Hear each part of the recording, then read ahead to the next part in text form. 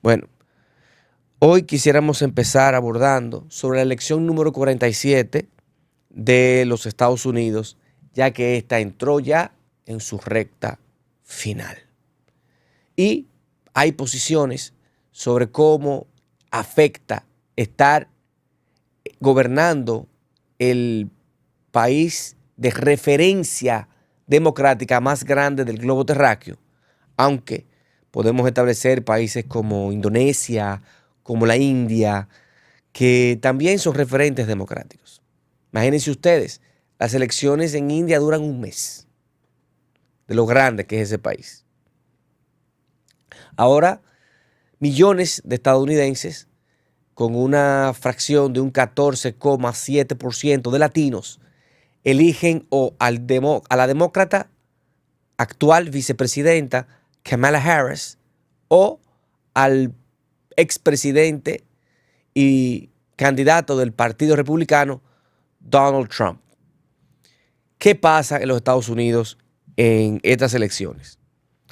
Que quien gana estas elecciones, específicamente algunos datos que hemos recolectado, que vamos a compartir con ustedes, tiene que ganar o alcanzar específicamente 270 votos electorales sobre un total de 538 votos. Además, hay unos estados específicos que son los estados que van a decidir las elecciones. Son estados de vital importancia donde los candidatos se han concentrado específicamente. Y se establecen que estos estados son Georgia, Pennsylvania, Carolina del Norte, Wisconsin, Michigan, Arizona y Nevada. Estos territorios, por los políticos especialistas en la materia de elecciones presidenciales en los Estados Unidos, establecen que la decisión la tendrán estos estados. Hay diversas opiniones sobre lo que puede resultar y cómo va el certamen electoral, porque muchos dicen que es uno de los certámenes más difíciles y con más tácticas en los últimos años, o uno de los más en la historia de las elecciones presidenciales en los Estados Unidos. También podemos ver que además, y viendo el comentario anterior, se considera que es la más polarizada y convulsa de los últimos años. Hay que establecer que no es sencillo lo que está ocurriendo en el mundo, más lo que ocurre en Estados Unidos, porque impacta a las regiones, impacta a otros países. Y ahorita veremos cómo esta elección en los Estados Unidos sale de sus fronteras. Pero en lo que podemos ver es que aquí hay algo que nunca antes se había visto. Cosas que podemos decir que no se habían visto. Bueno, establecer que Kamala Harris, quien es la candidata del Partido Demócrata, sube al solio de la candidatura de los demócratas por el retiro o la renuncia de Joe Biden en virtud de que él presentaba problemas de salud mental que no le permitían estar en el ruedo de una candidatura presidencial, sobre todo de un partido que tiene un 90% de simpatía para un electorado en cual está ahora en un 50-50 con Donald Trump, por la más polarizada, porque no se sabe quién puede ganar estas elecciones. Sí establecer que Kamala Harris es una mujer de 60 años, quien fue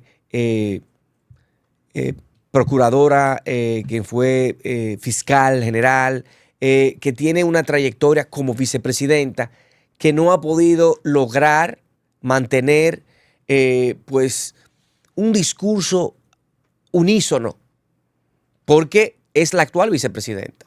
Y lo que se le dice es: ¿por qué tú no resolviste siendo vicepresidenta? Y los asesores han especificado que Kamala es distinta, que viene a traer cosas distintas, pero ataca la inflación, ataca la inmigración, ataca que se pueda permitir el aborto y dos o tres cosas importantes que le dan similitudes con su contrincante Donald Trump. Pero la reacción del expresidente no se hace esperar. Y ha ido y dice, específicamente el presidente Donald Trump, que él no está compitiendo contra Kamala Harris. Que Kamala Harris no es una candidata sola. Que el Partido Demócrata es una secta. Y que lo que hace es daño a los Estados Unidos, daño a las importaciones, daño a las exportaciones, daño a la economía, el desempleo por las nubes, la inmigración por las nubes y llevando a crear condiciones para que migrantes, criminales afecten, poco apoyo a las fronteras. Entre otras cosas, se ha podido ver que la política se ha podido ver a través de la presidencia de Joe Biden y la vicepresidencia de Kamala Harris con el Partido Demócrata tiene muchas sombras. Donald Trump, que en su momento aplicó su política, la cual vamos a esbozar en unos segundos. Pero algo que establecer del presidente Donald Trump es que tiene coincidencias con Kamala Harris. Dentro de ellas podemos establecer la reducción de la inflación. Ambos quieren reducir la inflación en los Estados Unidos. Quieren crear y mitigar la inmigración. Donald Trump se despega un poco de Kamala Harris y habla sobre un cierre temporal, total, de la frontera con México. Aparte de que se avecina una guerra comercial, porque el presidente en su momento, hoy ex vicepresidente Donald Trump, candidato del Partido Republicano, establece que hay que recuperar la clase media, devolviéndole los empleos a América. ¿Atacando a quién? Al monstruo asiático, específicamente a los chinos, que es donde se van la mayoría de las empresas. Hay que establecer algo importante sobre este particular tema. Donald Trump, a través del USTR, que es el representante de la economía de los tratados en los Estados Unidos, estableció en su momento el cierre de las empresas americanas en China, imponiéndole impuestos y diciéndole, si ustedes no vienen a suelo americano, nosotros no vamos a permitir el cero arancel de esas importaciones. ¿Por qué? ¿Qué dijo Donald Trump? ¿Cuáles son los 7 países que entran más de 900 mil millones de dólares a la economía americana, impactándola duramente por la falta de empleos, la falta de seguridad, la falta de poder tener una vivienda digna? Se le atribuía a ese fenómeno. ¿Cuál era su primer contendor? China, que le entraba a los Estados Unidos más de 450 mil millones de dólares. Trump estaba acabando con esto. Otro país, Indonesia. Otro país, Vietnam. Otro país, México. Entonces, estos países, Irlanda, eran países que le entraban a Estados Unidos más de lo que los Estados Unidos le entraba a ellos, afectando la economía. Trump le dio férreamente y le dio bondades a las empresas norteamericanas. Se despegó de los acuerdos de cambio climático. Se despegó de las organizaciones multilaterales más importantes en ese momento que afectaban directamente a los Estados Unidos. Esto así creó en la economía estadounidense impactos sobre sus empleos, impactos sobre la salud, impactos sobre todos estos temas puntuales. ¿Cuál es el punto nodal que establecen los latinos?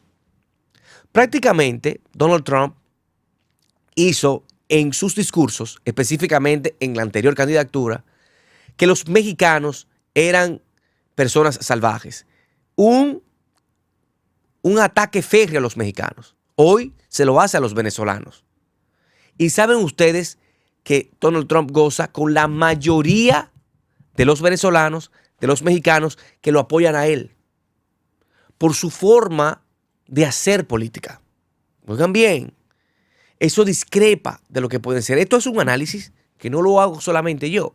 Es un análisis que lo hemos recogido de las mejores cadenas de expertos sobre cómo ven los latinos a la presidencia de los Estados Unidos. Y la mayoría de ellos prefieren a un Donald Trump porque estaban mejor, porque había más oportunidades y porque la agenda se despegaba de las agendas oscuras, de las cuales no vamos a entrar. Sí establecer que el presidente Donald Trump lo que creó fue un músculo mayor para poder crear un aparato productivo a los americanos, rescatar las empresas en América, darle mayor oportunidad a esas empresas a los fines de que ellas puedan darle mayores empleos y tengan mayor seguridad.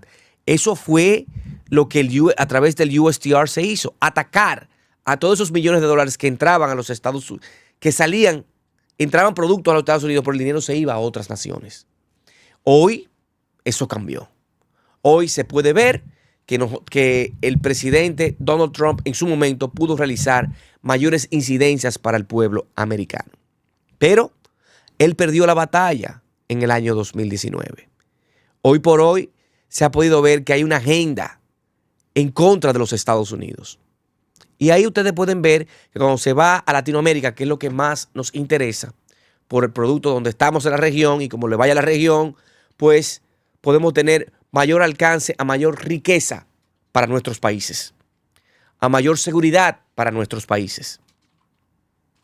Podemos establecer que la política aplicada por parte de Donald Trump fue mejor. Ahora bien, no estamos poniéndonos de ningún lado ni de otro, sino viendo las incidencias y estadísticas de lo que establecen los expertos profesionales de los diferentes mandatos en las elecciones o en el pueblo americano. Otros puntos que hay que establecer son que van más allá de las fronteras. Y aquí podemos citar que Rusia o Israel esperan una victoria del candidato del Partido Republicano, que también alentaría a gobiernos ultras como los de Argentina o Hungría. En Bruselas y en Ucrania confían que la ganadora sea la candidata del Partido Demócrata, la vicepresidenta Kamala Harris, que mantendría la relación actual en la Unión Europea y el respaldo a Kiev frente a la invasión rusa. En China poco le importa quién sea, porque dice que no va a ser un impacto distinto a las conversaciones con Estados Unidos. Y por eso los funcionarios de la segunda potencia mundial se muestran escépticos sobre la posibilidad de que el diálogo en Washington mejore sustancialmente durante los próximos años. Y esto ha sido cómo se ve el panorama fuera de las fronteras de los Estados Unidos, siendo 7 estados que van a diferenciar, viendo una Kamala Harris que apoya el aborto, que apoya a que haya una extrema libertad, un libertinaje mayúsculo, donde las niñas, los niños se puedan amputar sus partes de sus cuerpos y no haya ningún régimen de consecuencia, donde el aborto pueda ser hecho en cualquier momento y en cualquier estado. Esto patrocina a que el libertinaje con el Partido Demócrata y esa agenda vea un poco oscura la manera de hacer política en los Estados Unidos, porque impacta directamente al mundo. Donald Trump ataca la frontera, cierra la frontera, crea mayores posiciones para los trabajos en Estados Unidos. Pero esas son algunas de las posiciones. También hay que establecer que además de las elecciones presidenciales, tendremos en los Estados Unidos, porque coinciden las elecciones al Senado de los Estados Unidos. Específicamente se elegirán 33 senadores, y con las elecciones a la Cámara de Representantes, que es como la Cámara de Diputados en la República Dominicana, en el representante del 2024, en las que se elige la totalidad de la Cámara de Representantes. Las elecciones al Senado y la Cámara de Representantes se realizan cada 2 años. Y como establecimos anteriormente, hay que sufragar este 5 de noviembre unos 36.200.000 votos de los más de 65 millones de habitantes que viven en el país más importante y de mayor incidencia económica y militar del globo terráqueo. No solamente se eligen a a él o la presidenta de los Estados Unidos, sino también a los representantes al Senado. Así hay que establecer, para cerrar el tema de estas elecciones y poder seguir de cerca cómo ocurrirán, que las elecciones de los Estados Unidos no se eligen per se por el voto popular, sino que este voto es delegado a los representantes. Y que ahí entonces se disputa quién será o no el presidente o la presidenta de los Estados Unidos. Saber que el mundo está totalmente dividido en estas elecciones. Totalmente. Que los organismos multilaterales están totalmente divididos por la posición de Donald Trump de retirarse de prácticamente todos los escenarios que van en contra de políticas que no van de acuerdo con el presidente Donald Trump. Que estas políticas laceran el orden mundial. Y es que atacan a la mayor cantidad de la población. Las políticas de las organizaciones y los organismos multilaterales, prácticamente todos retirados. Vamos a seguir de cerca lo que va a pasar en los Estados Unidos y nosotros nos mantendremos al margen de quién sea o no el que resulte electo, pero sí estableciendo de que en algún momento las políticas que se diseñaron fueron más efectivas que otras.